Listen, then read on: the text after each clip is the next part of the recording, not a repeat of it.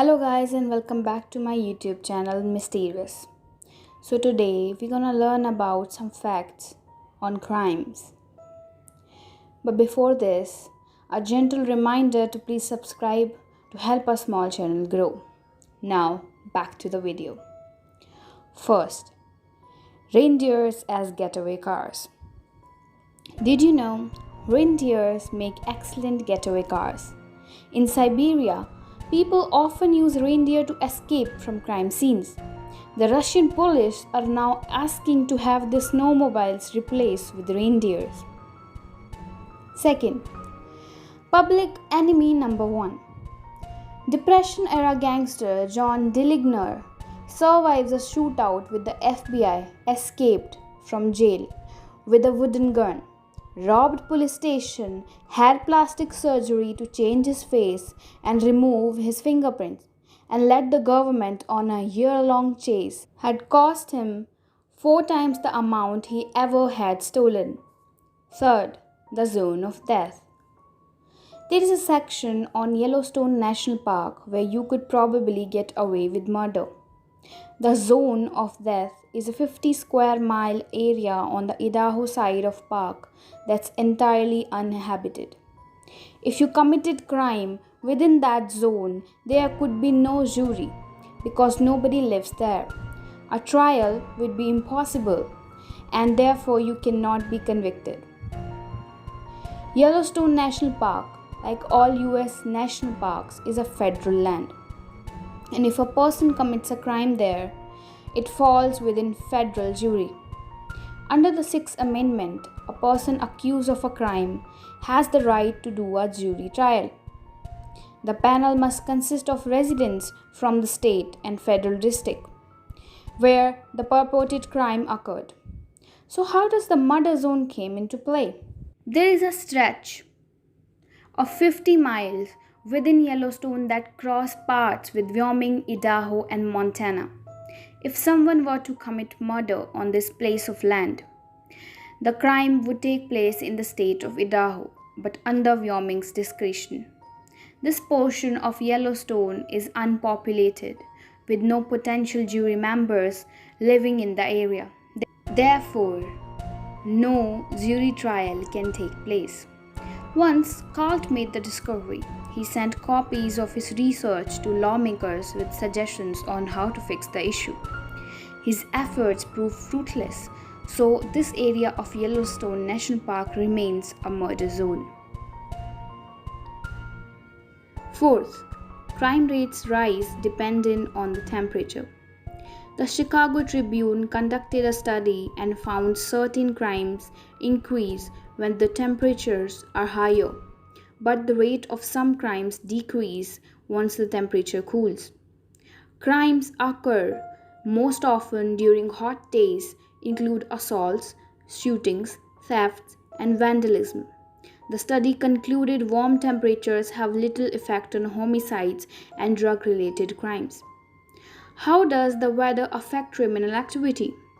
Several researchers believe hot temperature compel people to focus less on the future, thereby relinquishing self-control, which for some can lead to aggressive behavior and violence.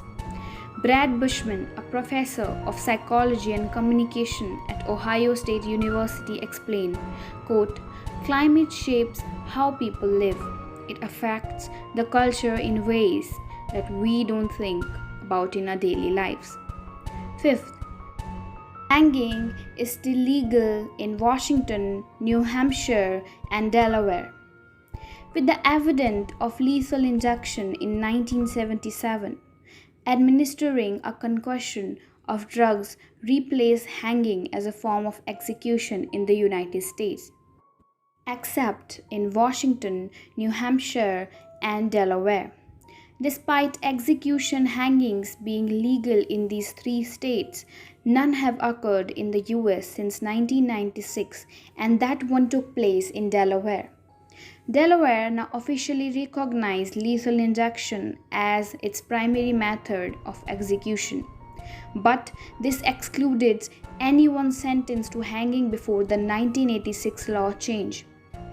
If done correctly, Hanging should cause near instantaneous death, but it could also leave a victim in agonizing pain for many minutes. Over the years, there was much debate over the safest form of execution. Most current methods can result in botched execution. Sixth, male identifying individuals with less common names tend to commit more crimes. Interesting, isn't it? Considering the adage, it's all in the name, it's not a bad idea to consider the future when naming a child. In 2009, a study reveals uncommon male names have a correlation with crime rates. The data come from a list of more than 15,000 names of people involved with a crime. According to the study, Michael was the least likely name to have an association with juvenile delinquency, whereas Tyrell had a much more rating on the point scale, and thus would more likely have a connection in juvenile crime. Two economists at Shippensburg University who performed the study, Dr. David E. Callist and Dr. Daniel Y. Lee, concluded, quote, regardless of race, juveniles with unpopular names are most likely to engage in criminal activity. Seventh, the Honda Accord continues to be the most stolen vehicle. The 1996 Honda Accord is a reasonably priced vehicle with a reputation of endurance and sustainability. The Honda Accord is also a favorite car among thieves in the US. For several years, the Honda Accord was at top of the list as the most stolen car, particularly older models, as they do not have the same advanced security as the newer car. 8. Murder Mansion. On December 6, 1959, Dr. Harold Parelson murdered his wife, beat his daughter, and then killed himself by drinking acid. To this day, intruders claim the Christmas tree, present, and 1950s furniture from that night remain untouched in what is now called Los Feliz Murder Mansion. 9th. Did you know this? Glitter is so unique that it can be effectively used as a forensic evidence because there are thousands of different types of commercial glitters. Any glitter particles found on a suspect can be compelling evidence that they were at the crime scene where an identical glitter particle were found. 10th, real life crime fighter. The inventor of Sherlock Holmes also solved crimes in real life. I bet you don't know that.